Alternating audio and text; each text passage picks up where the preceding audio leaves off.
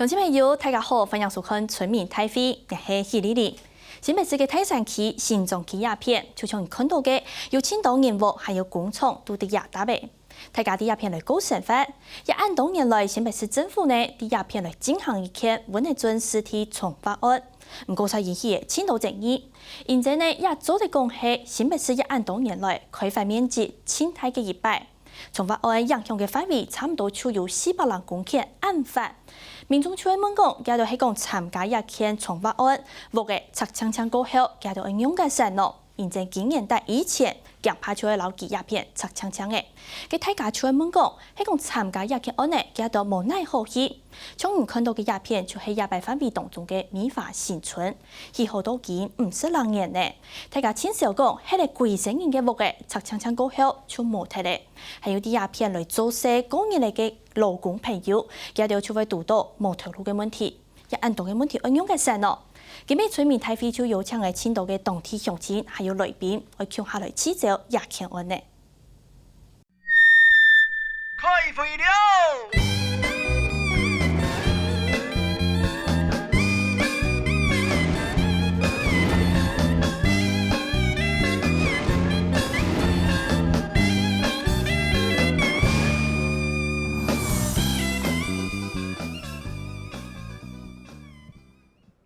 大家好，一下新北市政府呢，當地嘅推動穩定準施判嘅公益嘅重發計劃個，就係啲鴉片，近不日呢就特別來到為新北市泰山鴉片咯，包含一下期嘅素材，南北港為停電鴉片計劃。冇聽人哋，近比採為按到嘅鄉親去共下來討論咯。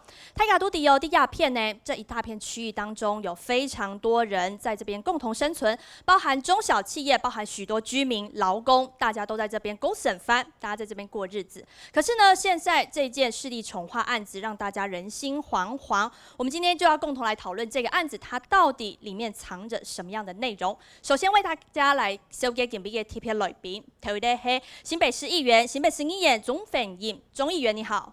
主持人好，大家好，大家好。接下來係埔鹽太后輔仁大學景觀設計學系所副教授顏亮一。主持人好，各位貴賓好，各位鄉親好，大家好。你好。還有溫仔圳反迫遷連線的成員代表吳俊奇。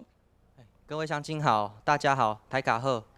其實現在新北市政府推動這樣子的重劃計劃，希望城市可以再發展。但是我們要來看看這個案子，現在根據新北市城鄉局提供的資料，它是468公頃公辦的市地重劃案。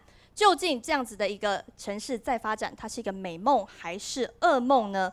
或許很多或許現在的我們觀眾朋友對這個地方可能不是很了解。我們從圖上面來看到，輔仁大學差不多就在這個地方。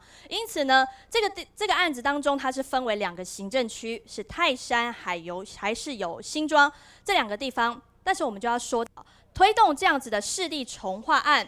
大家希望佢做得行較進步，鴉片會行較好。不過對大家來講，係用嚟上嘅。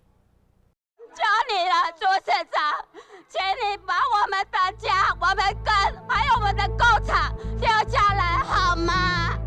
開下來，世界南邊嘅險，味道係啲素菜，行到行上嘅路。重做都市計劃。本來準屍體重劃案，今年初年起來。求政府唔好老家到喺啲貴生人嘅屋拆退去。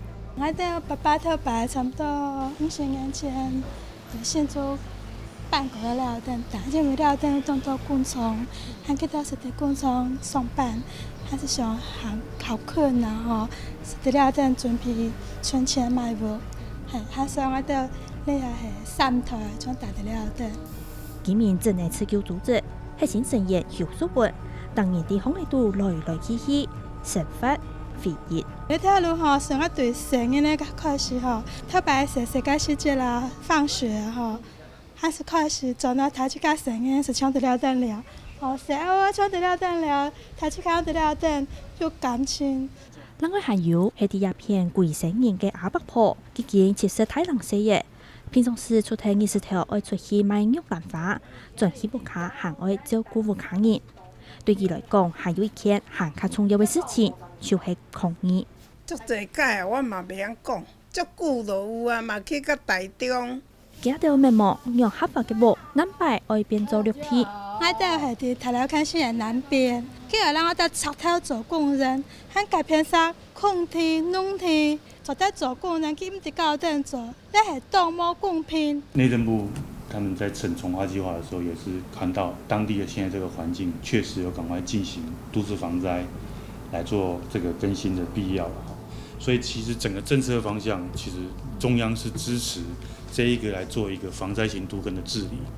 面对亚天重八案，没有真正的伤。算是小地主，重划之后来盖的新的大楼，这样对住家的安全上面会比较有保障。譬如说地震啦、水灾啦各方面的排水啦重划后之后呢，都会比较完善。希望是卖甲咱拆完咱那网有通度啊。不可能变好了，因为我们看别的地方都不可能变好啊。真正反对重八或滥建的行。我们就来看到刚才呢，影片当中有许多人他不停的去澄清，大家就是为了要争居住权、去争工作权，我们都看到了。还有今天这么多人聚集在这里一起关心这样子的议题我们要来看看现在这件案子它到底走到哪里了呢？我们透过这张三格图来看一下，目前这相关的温仔郡的湿地重划案，它经过了前面2个。拟定从新北市城乡局这边，它拟定了主要计划，还有细部计划，然后之后送来审议，新北市地方还有中央内政部这边都有来审，但是呢之后在内政部地政司预审这一关。就在3月的时候，这件案子被中央内政部这边退回修正。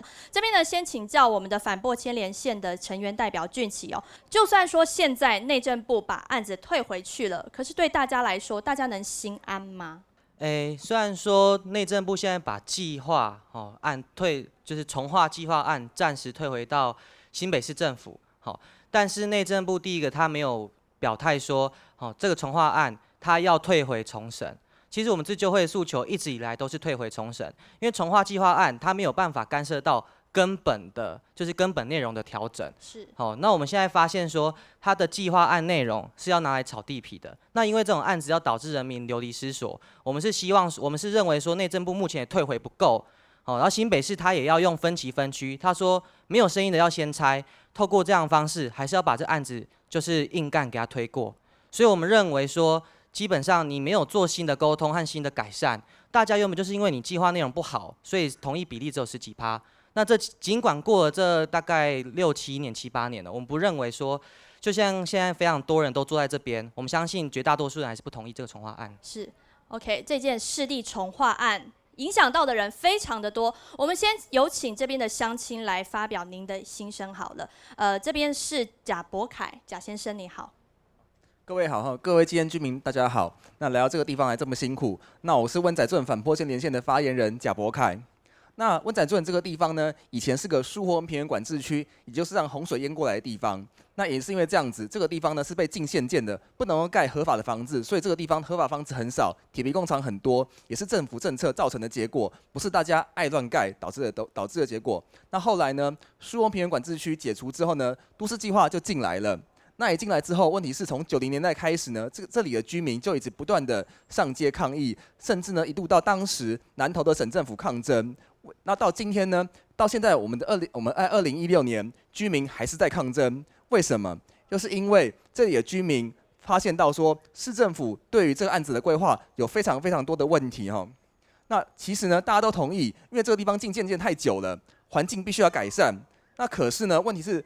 政府目前的规划根本是炒房计划，而不是改善这里的环境。划设之后呢，这也完全都会变成豪宅住宅区。其实我们想说的是，我们大家都同意环境要改善，只是不同意目前政府的方案。所以我相信的说，其实政府可以花2、3年的时间呢，好好的跟这些居民好好做讨论，找出说这里规划的方向，然后呢，再一口气把这个地方的规划真的去实行，而不是政府硬干。导致了这个案子拖了10年、20年都没有完成。是 OK， 好，谢谢博凯。那我们有请其他的乡亲也一起发言这边我们也刚才看到这个 VCR 里面是反迫迁连线的核心成员淑文。淑文，像刚才有说到您是信中鸦片类嘅哈，那我们之前多次去参加陈情抗议，那内政部那一场你有参加吗？有。每一场都有参加。哎 OK， 你会认为现在卡在这里了？内政部说我们把这个案子退回去给新北市政府，要求他重新通盘检讨、重新修正。可是刚才我们也看到了新北市政府他又说，其实中央是他把我们退回来，所以我们还要继续再沟通。我们先说到中间，他有来沟通吗？政府103年的计划，我们可以看到103年的计划把我们美华新村划作公园绿地，好，但是98年的计划改了。对，它103年有改，但是98年的计划，美华新村还是在的。然后大家看这个特2号道路跟65号道路快速道路也不是公园绿地，美华也不是公园绿地。那为什么103年的时候，它可以把我们美华新村全部灭村？更可笑的是，65号道路也当成公园绿地，这个计划非常的粗糙，非常的不合理，漠视人民的居住权。你看，它这边有很多农地，50甲的农地，它公园绿地可以改在这里，它不要。然后我们怎么澄清跟他讲，他都说依法行政，非常蛮憨。好，谢谢淑文哦。还有接下来很多的居民，大家一起都非常关心，你质疑这个市地重划案还有哪一些地方？大家好，那个主持人好，我是那个庄雅措的居民，然后我是比较质疑的是，就是它这个开发计划，因为新北市附近非常多的空屋，然后我们有一个那个焦点事件，它有说这个附近有一个副都心，然后它的空屋率是70几%，然后再来就是说它在近10年，也就是2000年到2010年，然后它的空屋数的变动有大概10万栋这样子。那就你的观察好了，你住在这附近嘛？对。那你发现这边的空屋率，或者说它新建的住宅空屋率的状况，你有发现吗？我是觉得就是看起来就是暗暗的嘛。所以点灯率不高。就是个人感觉了。那你认为市地重划案现在盖了很多的住宅，未来可能会发生这样的情形吗？因为现在还有另外一个数据是说，在待售余屋，也就是说还没有卖出去的剩余的房屋，然后新北市也是最高，比例最高，对，就是这份， 对，然后它也是比例最高，也就是新北市它预留了未来有可能会发生变成空屋的比例也是最高。这件市地重划案子，大家对它的了解到底是多少？还是说你知道的时候，很可能就是要被拆掉了？请教议员。第一个，因为柏凯刚刚有讲，这个区域其实对很多地主也是不公平，因为以前把它当为洪水的一个平原，就是禁建了，就是类似防洪区啦，这当水路如果淹水的时候，所以后来就改成农业用地。那农业用地又限建，而且它因为都市计划检讨的时候把它变成农业用地，还有限制哦，说要用重划，要整体规划的，不能你个别去发展。所以因为这样，所以被限制住了，也很久。对当地的发展事实上卡住了，是被卡住。所以这个地方如果说要重划，没有人会反对。为什么会反对？是因为有一些人被牺牲了。那因为重划跟更新是两回事。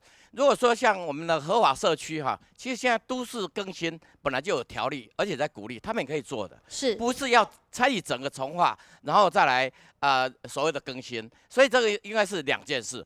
所以但是就这个部分它的规划，我认为有几个部分是不当。第一个部分是我们都市重划有一个精神是很重要，就是要地主同意。再来就是合法房子有权利保留，因为它合法，对，它本来就住家就有权利保留，这个是一个基本精神，也是一个土地正义，也是一个居住正义的问题。但是就这个部分在细部做规划的时候，因为这个案子在103年的3月18号，内政部是同意这个都市计划来重新规划的，然后来公办市地重划。对，但是它有一个条件，就是这个主计划，然后我们执行单位就是新北市政府要去做细部计划。是，但细部计划的时候确实改变了，把原来的合法的房子变成一个绿地，然后它兼具一个功能，就是说万一淹水要淹在那里。所以议员，你说很多的人中间他是被牺牲的，因为这一件市地重划案子。对，我们说到这么多人的心声，主开发单位他听见了吗？我们来看看这一段访问。我当然会了解大家心里面那个 OS。我在现在连重划计划都还没有核定的状况之下，我现在没有办法告诉你说我的时间表是什么时候。但是很显然的，我原来预定的时间表，在现在已经内政部还没有核，我已经会拖到了嘛，对不对？所以接下来那个修正结果，内政部核给我的时间会怎么做？我要等修正结果核下来内容才知道啊。现在目前的状况就是，重划计划书依照内政部的所指导的意见，我们正在积极的在修正我的重划计划书内容。同时间，同步我们正在进行，工厂的那个用地的媒合，还有劳工他们就业转职的访视跟辅导作业。我们刚才看到的这位是新北市政府城乡发展局的副局长，也是这次温仔圳相关的市地重划案子的统一回应窗口。他说大家的声音他都听见了。我们来看看这件公办市地重划，新北市政府采取什么样的策略呢？它这一块当中把它分为好几个区域 ，A5 特区、福大特区，中间还有相关的医疗专用区、社会住宅，还有包含要河廊整治。还有呢，刚才大家一再提到，我说这个地方呢，过去就是因为被公告为是洪水平原，当时是1级管制区，所以呢是禁建的。大家就算因为你的房子老旧了，你想要把它更新一下，其实是没办法，因为禁建。但是之后呢，发布实施相关的主要计划案，要把这里重做都市计划。可是呢，94年的时候，这边相关的地方开放了民间自办重划。当时候大家其实是兴趣缺缺，对这个案子其实没有什么太大的兴趣，所以当时官方要推动民间自办重划，当时是不成功的。在接下来100年到103年，透过去拟定相关的修正，然后列出了主要计划、细部计划，然后来推动了我们现在这个市地重划案子。104年8月发布实施要通盘检讨。但是呢，我们来看到105年12月，他要求大家就要完成搬迁，这个是在新北市政府地政局的网站上面哦。老师请教，他现在年底就要求大家要把它拆除，可是他现实面的状况有考量吗？因为现在离年底只剩下不到半年呢。我自从那个过来了解温仔圳这个案子之后啊，我一直想到一句话啊，有一个很有名的政治哲学家叫做汉娜·鄂伦，他说呢，他提出一个观点叫做平庸的邪恶。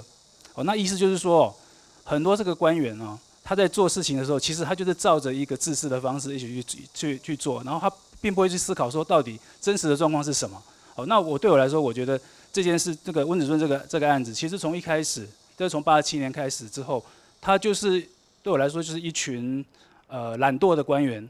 然后委托了一个懒惰的顾问公司，然后做了一个无视现状的一个计划，所以才会造成今天这个后果。现状就是很多人在这块土地上面生活、生存、打拼，是，但他们要被拆了。是，其实根据这边号称有6000家工厂啊，当然这个数据比较没有根据，但是新北市的经发局他们自己做过一个调查，那他们的调查有600多家的制造业厂商在这边，1600多吗？好，那如果说有1600多家，那我们假设每一家有10个人的话，平均那就有16000个人在这边工作。那更不要提刚刚那个美华社区，还有其他那个三泰路那边的社区。假如说今天把这个地方全部重划，然后换来一片空地跟一群这个晚上不会开灯的大楼，那这样子算是公共利益吗？我想我们要质疑的是这件事情。这个是温仔圳市地重划案现在规划的土地使用比例。我们来看到占最多的是哪一个部分？是住宅区，它占了这个案子当中的44%，将近快要一半了。第二多的是道路，再来还有商业区、绿地、其他还有学校。那你说这当中完全看不到工业区，但是呢，或许你有没有发现，你过来的路上会发现一大片都是工业区的状况。然后呢，要叫他们去哪里？还有很多房子上面有很多老屋，它通通没有价值吗？我们在这边也要强调，其实这个市地重划案呢，它是有2派声音，正反意见都有。但我们今天聚集在这边的哪一派的声音比较多呢？我相信大家心里有个数。先来看到下面这段访问。中间就是晒谷子。看电录相片，唔是想讲无天初也地度徛国宝嘅后上面，就是记哦。头摆佢无嘅下门后满屏冷漠，头摆真系无福圈嘅，就是安尼。这个大池塘，我觉得如果说政府它能够规划在这个地方规划，它能够把它保留，能够比如说以这个地方当成一个公园，保留原来这个地方农村的一个面貌。按多年来，吴先生当用心都给保护老木嘅，硬废铁咧，佢唔啲安用嘅渣，无所就先同木打铺一层铁皮嘅，保护好本地嘅用嘅。唔过，才冇想到啲嘅心肝頭度，也按正規嘅建築，還有附近嘅老木嘅，但係強怕就會引致溫一尊重法案冇睇咧。新北市这个地方，其实它历史纹理是很细致丰富的。李石桥故居，它现在幸运的是说，经过地主主动去申请，它现在已经变市定古迹了。但是我们就很好奇，为什么一定是我们自己要去提报，你才知道我们这边有什么样的人文？比如说专雅错，它是古错，那等于是说你在重划案的时候，你从来没有先做细致的人文调查。101年还是102年曾经调查过地主，其实真正赞成重划的地主其实才10%几而已。像你呢？我是反对的啦。我觉得政府他对整个重划他没有思考很周延的时候，我觉得我个人并不赞同他就这样子做。重划案嘅反比有476公頃案法，會影響到嘅東西當多當複雜。我到呢下係新片嘅條件，政府去決定，可能我到拆，幫我到7片嘅土地，幫我到充氣，但是我到就問過他這個做得充氣嗎？當問題就因冇錢。我们是第2區，以後我們是道路用地，政府叫我們說，我們可以聯合起來跟政府去配地。可是我們配地的話，因為人太多了，如果要分配的話，變成共有了。共有以後要重建，麻煩建商要不要幫我們配，幫我們建？用刷、用筆都只好畫出真真切切嘅線。啲下嘅法案下，看唔到嘅係基礎正義，還有粗腐、批圖，韓國政府之間嘅利益相關。这件市地重划案呢，很大一部分被大家质疑的就是合法的房屋为什么要因为这件重划案被拆掉呢？淑文，像您是住在美华新村这边，就是在这个区域里面，目前是有45户在里面，但现在遇到的状况可能是什么呢？因为重划案它会有一些相关的配环作业嘛。对，大家可能对市地重划不太了解，认为说房子旧的换新的不是很好吗？那我们要在这里跟大家说明，重划它就是先把这个区域的房子全部都拆了，好，那我们马上就面临没有房子可以住。那重划的精神就是配地，那它很奇怪的，它配地的方法，农地跟建地都配一样，45%。像我们美华新村45户，大概每一户大概就是15坪。然后配45%之后就变成7坪，7坪之后我们没办法跟别人一起开发，对，未达最小开发面积，所以我们就只能领钱，然后我们就会流离失所，无家可归。关于这个配地状况，还有其他乡亲也是遇到同样的状况吗？欢迎你来跟我们说。因为我们房子只有15坪，然后它最小面积配地，市地重划之后，我们剩下达到8坪左右。所以我们不可能达到最小面积，所以去配地，只有领那个征地补偿费而已。所以对我们合法住宅真的很不公平。我们已经经过很多次的抗争，还有陈情。像民国85年，他初步计划是我们温仔区市地重划区域内的合法住宅都要一律排除。可是现在他91年变更以后，让我们经过他们的强征，然后把我们最小面积都不能配地，所以我们就变成那个拆迁。那我们有去询问，我们这些合法的住户能够配回多少的面积？那他是跟我们讲，我们是位在那个商业区我们三泰路是位在商业区，这样听起来不是很好吗？可是商业区未来很蓬勃。对，可是呢，我们只能配为40%而已，不是外面所讲的55%回来。所以说我们家像我们家是大概30坪，我们那边几乎都是大概30坪，就变成说你30坪你只能配为12坪，也没有达到所谓的最小分配面积，也是最后就是拿补偿金走人。所以我们那边的三泰路居民也是大家都惶恐，变成无家可归、流离失所了。市政府我觉得他要做这个重划案，他是用尽所有的手段啊，他眼中根本没有居民的存在，他从来都没有跟居民沟通说，哎，我这个地方怎么做？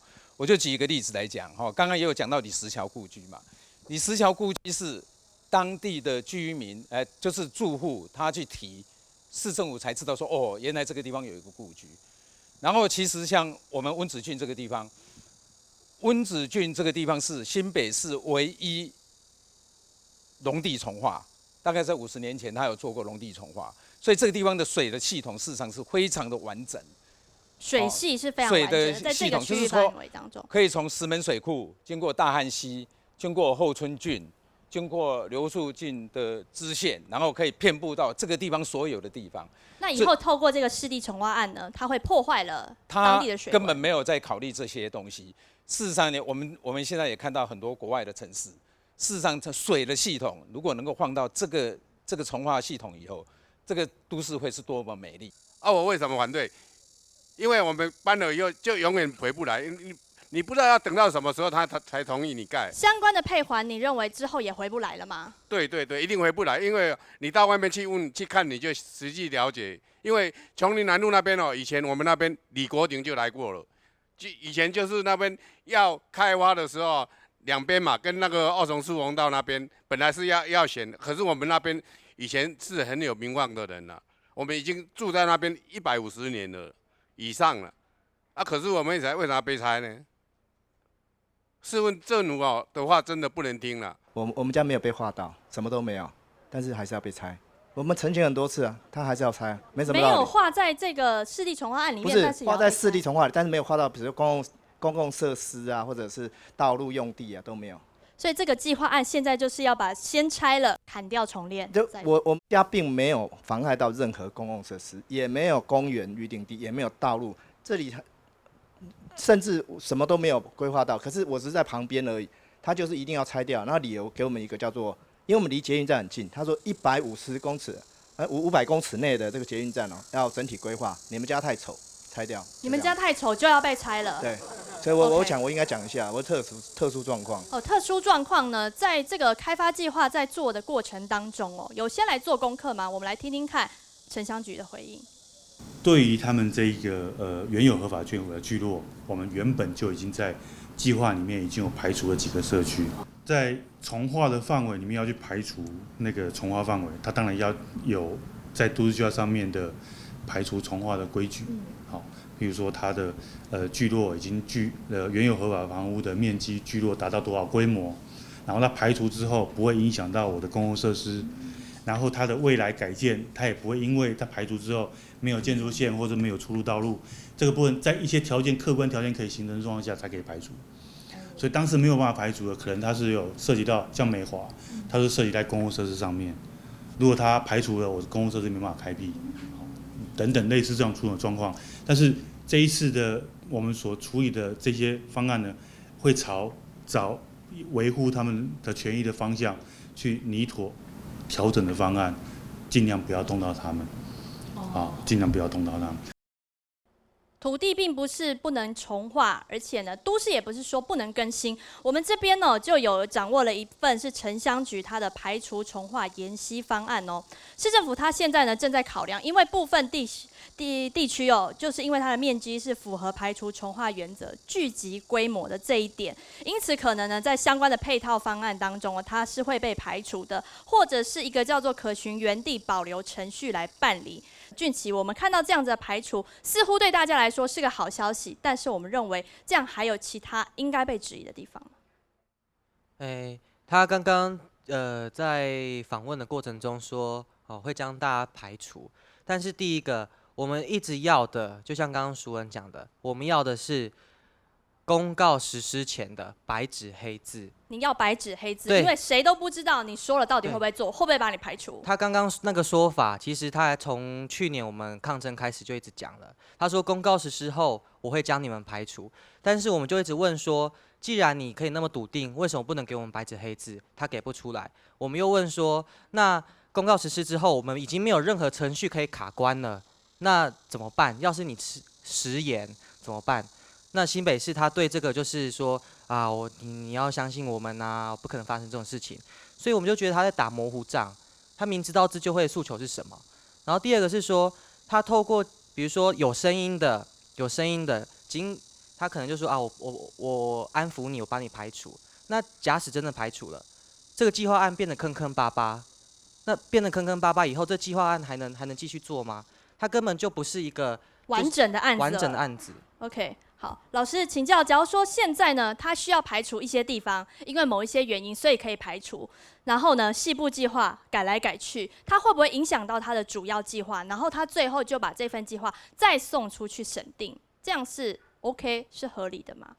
我一直觉得说，如果说因为你这个计划，既然你整个计划的那个它的规划不当在先，哦，那现在因为碰到那个居民出来抗议，所以他就把它排除了。对，你今天这边冒出一个，他就排除；这边冒出一个，他就排除。所以老师，假如说很多地方都冒出来抗议，他的计划不就，比方说他要盖这个公园绿地好了，因为有人排除，比方说美华，他就把它改位置。那然后他原本希望可以符合公共利益，比方说排洪，它的主要的因素还有吗？如果说我们拿美华做例子好了哈，如果说美华被排除，那它那个绿地就不见了嘛，它所谓要防洪的绿地就少一块了。是，那这个时候表示说他如果还说他是防灾型都更，那我就要问他，那你这个未来那个绿地在什么地方？你的防灾绿地在哪里？那这个时候他是不是要去划到别的地主的地上面去？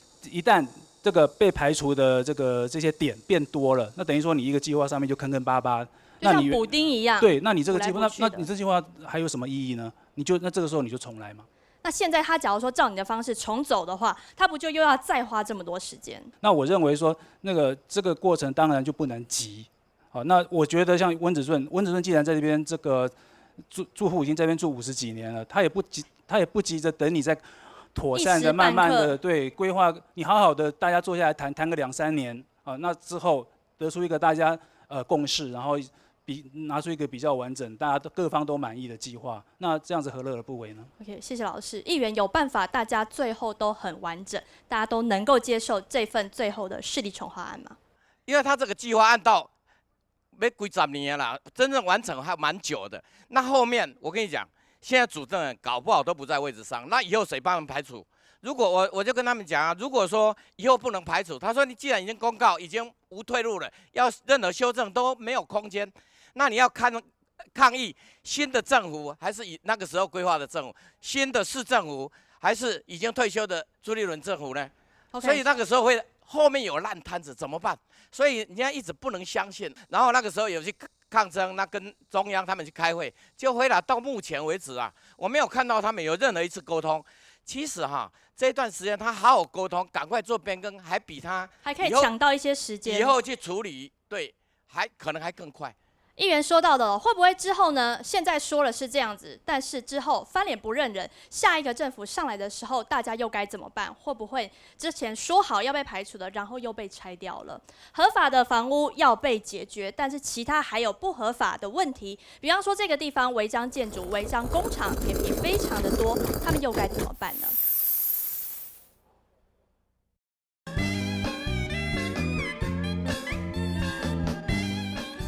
反映乡亲其實做很多村民台北嘅討論現場，今日來到阮嘅專亞片哦，亞附近的呢亞縣實體重劃案包含2個行政區、泰山還有新莊。我們來看到，你或許在經過的路上就會發現這個地方旁邊鐵皮屋非常的多，那些都是違章建築。但是呢，這件市地重劃案透過這個土地使用的比例圖來看，最多的是住宅區、道路、商業區、綠地，其他還有學校。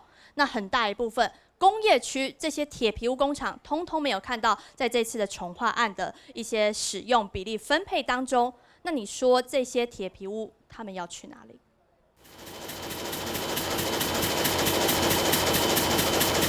只台硬格架拢用棍无停下来，按照种植嘅线植出盘头架1.3嘅外销成绩。像我是100%做微笑生意的人，我1年可以做500万的美金。现状泰山每日做方面内，以青岛从盘头架安嚟嘅铁皮屋工厂，也到一堂到年代以前，新北市政府按算二楼也到铁皮工厂拆卸，大家都莫安莫乐。当然，这个是30-40年前的工业了啦。其实这些工厂对从化他们并不反对啦。可是呢，马上从化，你至少要把这些工厂能够顾虑它，第一员工，第二它的收入，第三它对国家外汇是不是有贡献。当然这样子的话，你就必须有一些配套措施。配套伫哪呢？这个看到另外一间工厂，仍然无做事。佢都唔係頭難，唔係有錢唔想存，係一下又比存錢行卡條緊，行卡難低頭嘅事情。當初我們這個鐵都也是當初農業工業所建設的，所以讓我們能夠落腳這個地方。那我們下次要搬去哪裡？我們不知道我們又要什麼時候又要被面臨拆遷。從化首市仲係烏推嘅烏園，就啲本嚟做一片鐵皮屋嘅木搭空。我冇通好大啊！我冇個袂合翻嚟，冇會被拆低啊！他我工廠嘅人已經漂嘅冇相干啦，但是我漂嘅冇幾秒就拆啊！你講為咗冇你啊？我做落去50歲，我從頭來我容易做。媒合的部分，现在中期的部分，在我们目前周边的一些工业用地，不管是树林的、五股的、泰山的，甚至是林口的，这一些已經有的，也是可以透過媒合的平台，不管是公有私的去搬遷過去。新北市政府部署按算，本嚟準嘅違章建築工廠差唔多有6000件，強調要拆以前會先安置。信眾了解為說哈，貴只產業，只有只產業鏈出街頭啊，因為它是發展了30-40年的啊，你也賣材料啊，和各式各樣的材料都有，它已經發展成這樣子啦。你政府還要把這些人全部都打散啊，很多地方去了，你要買這些東西買不到。講了政府哈，它基本上都了了中小企業生存啦。從化講是一簡單，面無乜嘢問幾多，政府有推演項目。對啊，所以我們會跟他拼的啊。没错，就如你所見哦，溫仔圳現在這個地方呢，就是一大片的鐵皮工廠。但是這個地方呢，在過去是農田，現在已經是200公頃這麼大一片的產業聚落了。但現在呢，他們現在的這個狀況，你說是一朝一夕他們蓋出來的嗎？或許這已經是一個老問題了。但是現在新北市政府說，這個地方它很多潛藏性的問題在裡面，很容易淹水，很容易火災。我們這邊有一份數據哦，就是說新北市政府說，這裡常常火災，尤其是在工廠這個地方。所以現在為了要推動防災型都更，推動市地重劃案，浚齊我們認為這個質疑的地方又在哪裡呢？工廠的部分，上半場我們講的是居住權，現在呢，工廠工作權的部分。其實我老實說，所有的廠商都是願意配合的，但是你現在解決這邊你所謂剛剛那些問題的方式，是一次用從化將6000家拆掉，一次消滅掉6000家的產業鏈，一次全部不見。對，然後你說一家5個人，你至少就有3萬名的員工。新北市他每年，他剛剛說媒合，他媒合每年只有輔導2000人，整個新北市，那光溫仔圳這個地區就有3萬人的失業，他完全沒有能量去處理這個問題。那這樣的一個從化去宵夜工廠和勞工生存權的問題，我們覺得是非常不負責任的。這邊呢，現在這一大片的產業聚落當中哦，我們來看到這個比例，金屬製造業其中佔了25%，還有其他是機械設備、金屬、食品、汽車等等哦。但是現在呢，新北市政府說他要來推動防災型都更，但是呢，過去這個狀況防災，我們有時常發現這樣子的問題嘛？我們歡迎工廠代表來跟我們說一下。新北市政府啊，他沒有仔細調查我們本區的工業，其實本區的工業哦，具有潛力的很多了，啊，他就是怎麼樣，他就不知道如何輔導啊，使其壯大，使其工廠壯大。啊，現在呢，現在因為哦。我們台灣經濟衰退的時候啊，那政府不但不加以利用這個優點，然後要消滅這個產業，而且很奇怪。所以說我是建議說，如果能夠納入纳入那个工业，纳入工业的好的有效好的策略，然后再来重新检讨都市计划案，这样才对了。好的策略又是什么呢？谢谢这位先生了。我们先来看看，针对这些工厂要如何安置这么一大片的工厂铁皮建筑，它究竟随着这件市地重划案，它应该去哪里呢？我们来看到城乡局。这个部分就是现在经发局他们在积极处理的状态，去让他们去找到合法的土地，去媒合他们去承租，然后把公有土地我们来盖，优先来盖标准厂房，让一些合法工厂可以让他们去辅导搬迁过去。至于长期的部分是整个新北市的产业布局，我们未来在外围的产业园区，包含林口，包含我的麦子园，或者是像我的五股这几个地方，它还有涉及到我的整个都市计划调整，才能把产业用地释放出来。那这个部分都是在平行作业的，也就是说，现在我如果不启动这些计划，未来也不可能会实现。如果大家觉得现在这样的环境没有道路很小，一天到晚在发生火灾，然后那个台风天的时候还要担心会不会淹水受怕，这个在公共的基本设施都没有办法完备的状况之下，事实上是一个不安全、致灾风险高的环境。其实对人民来讲，不管是生产或生活，都没办法安居乐业。政府的责任当然希望把这个环境变得更好。我们看到城乡局副局长他的说法政府当然是要让这个环境更好，但是呢，现在这起市地重划案这么多的工厂，它于法确实它是违章建筑，但是于现实面呢，老师你的建议是什么？98年的那个计划里面有一小块的工业区。那到103年的时候，那个工业区又不见了，但我们也不知道为什么。西部计划之后修一修，修不见了。不，事实上98年那次就是西部计划了，但是修完103年5年之后，他又修一次就不见了，那块就不见了。议员他们存在这里已经这么久了，但他们是合法还是不合法的呢？我们知道它是违章建筑，是铁皮屋。因为那个整体来讲，当然所谓违章啊。它当然就是没有经过那个申请，但是我们那个就土地使用分区，它没有办法盖，它被限制住。这是政府不是没有责任，但是就工厂的部分，其实里面虽然看起来是铁皮工厂，但是很多都是合法的。因为我们后来经济部也建议，我们现在目前最重要的就是一个经济发展就业问题。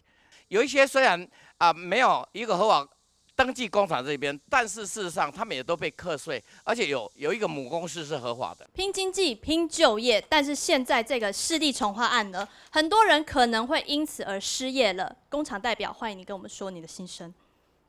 我在这家工厂已经待了10几年，工厂里面有20几个员工，那有的是父母党，然后子女党，可是工厂迁了以后。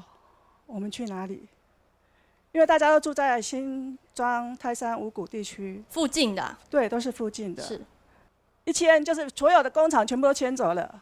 这家工厂如果说只有迁1、2家走了，我们还有个地方工作，全部都迁走了，我们去哪里？因为像我们也看到城乡局他提出说，我们现在有规划了很多相关的安置地点，比方说到新北市其他的地方。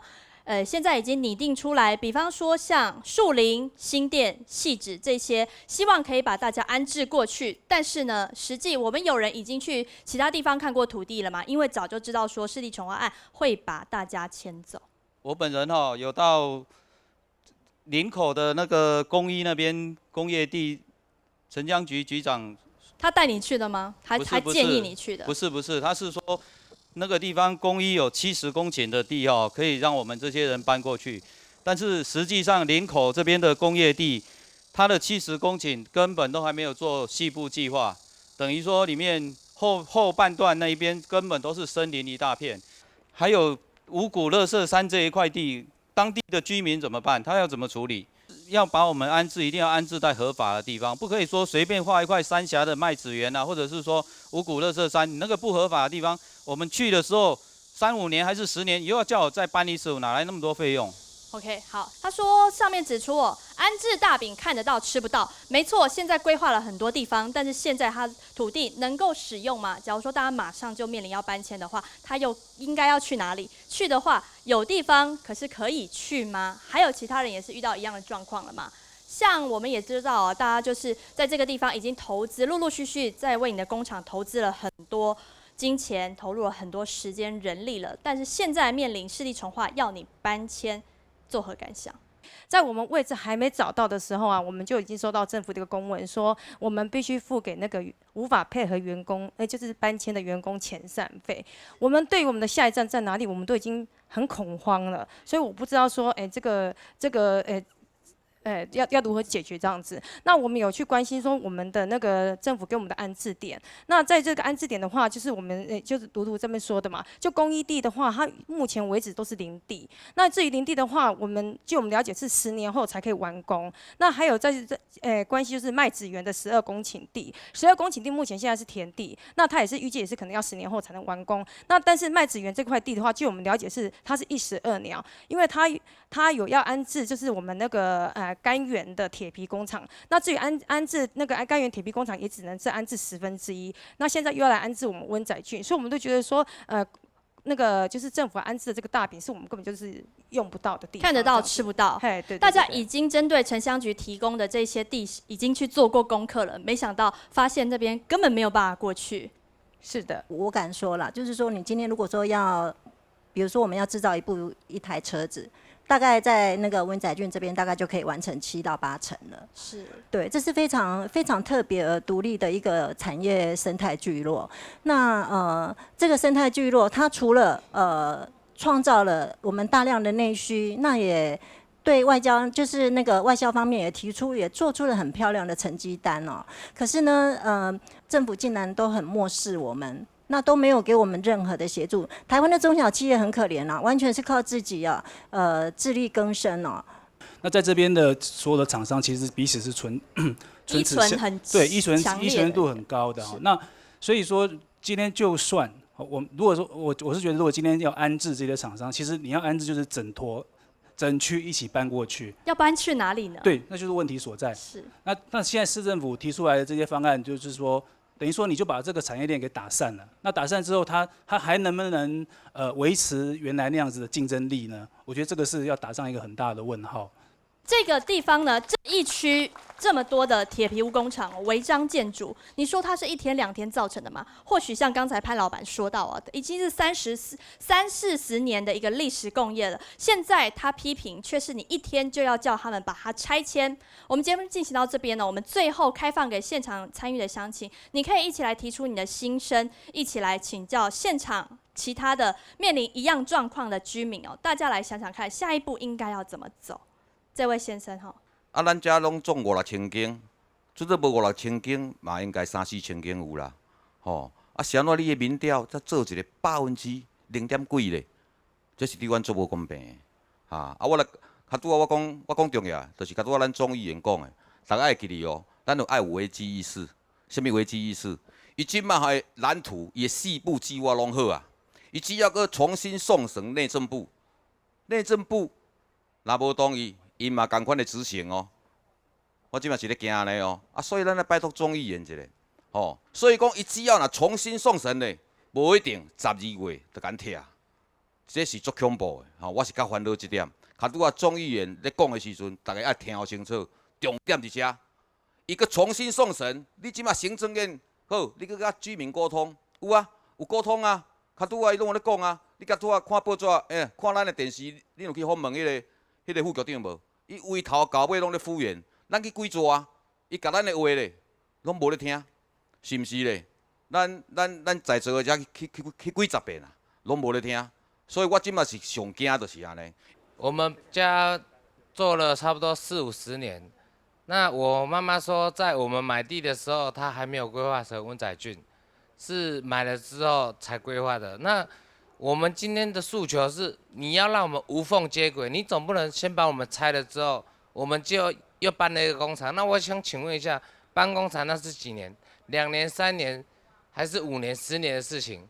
那你这中间你不能生产的话，你现在台湾一直说要拼经济，那你中间你不能生产，这中间，那你的外汇从哪里来？因为我们美华新市其中呢有一间庙，我们有一个庙就是我们的信仰中心，我们呢这个40分的都是在那边休息，还有聚会的地方。我们不可能说没有做这个庙，我们庙是对我们非常的重要。我们美华新市就是这样，所以一定不能跟我们一定要跟我们排除，我们不参加这个从化。我是住在新庄区的商泰路的代表，我有7问要问城乡局。第一个就是市地重划第8条明文规定，应依土地所有权人的意愿、土地发展潜力、人口成长情形与建地需要量、地区的现况等等加以评估。一个18年前的市地重划还适合现在吗？第一问。第二问，我们三泰路跟美华新村都在30米主要道路上，可以个案变更、个案排除吗？难道他要我们希望他在公告前就把我们排除，我们不接受公告后再变更。我们是那个美华新村哦，为什么那个官员呢怎么不敢来？还有提建一件的问题哦，我们那个美华新村后面哦，都是那个农地，都是在那种田的后面可以盖的住家，也可以盖那个绿地也可以啊，为什么要盖在我们那个美华新村那边呢？好，我们进行到这边呢，要提醒哦，现在很多的地方随着城市不停的扩展，然后呢，都市计划不停的变更，或许都市真的可以更新，但是手法是不是应该要再更妥善一点呢？我们请老师来做个小结。我们想想看哦，其实从1980年到现在，那个新庄其实还有好几个工业区。那当大部分的产业呢都移到大陆，或是说有些产业就移到南部去，准备把那些土地拿来变更，当成工商或当成住宅或商业用地。可是同样这个时间，我们却看到温子圳这边这个产业聚落慢慢的茁壮，而且还成功的度过了1997年跟2008年2次的经济危机。那表示说这些现在还能够留下来的产业，它是有实力的，都是最有实力的，其实就是我们台湾未来一个产业的先锋。我还是觉得说市政府这个案子就是退回去重审，然后呢，经发局到了最近才慢慢听到他的声音。可是我觉得这个事情其实应该倒过来，城乡局、地政局要推到后边去。我认为经发局先走在前面，先访视，先调查。甚至由经发局来先来讨论，到底新庄的产业或者新北市的产业是要怎么发展？我们到底是要制造业，还是要房地产的炒作？定位，把这个东西弄清楚，然后我们才回过头来谈空间怎么利用。好，那我强烈建议这个市政府让经发局站到第一线来，谢谢。经发局是不是应该站在第一线呢？在这边跟大家补充哦，我们实际上也邀请了经发局，但新北市政府表示说，这件温仔郡的市地重划案，统一的发言窗口就是城乡局。议员，我们接下来议会可以怎么样再琢磨呢？那我在这边真的很沉重来呼吁了哈，就是我们的主管管单位啊，应该面对问题。其实那个内政部已经讲得很清楚，你需要沟通啊。你现在 hold 着，你看那个时候到现在没有看到有沟通，那你又希望这个案子赶快推动。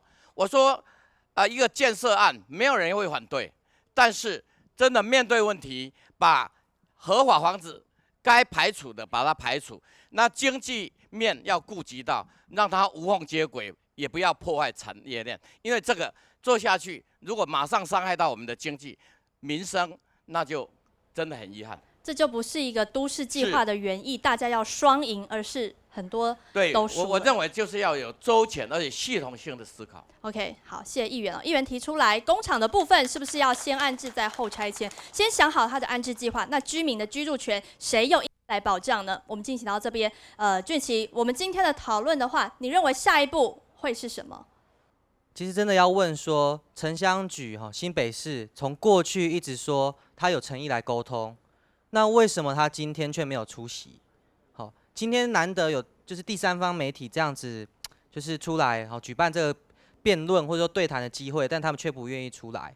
好，那其实市地重划本身的问题呢，第一个，它一直缺乏民众参与的机制；第二个，温仔圳重划案本身，刚刚其实大家都讲过了，这里有40%是用来盖房子，但是整个新北市的空屋率是全台湾最高的，所以在这种情况下，居然为了这种重划案，要让员工失业，要让工厂关厂，或者是说搬到很远的地方，要让居民就是离开他流离失所。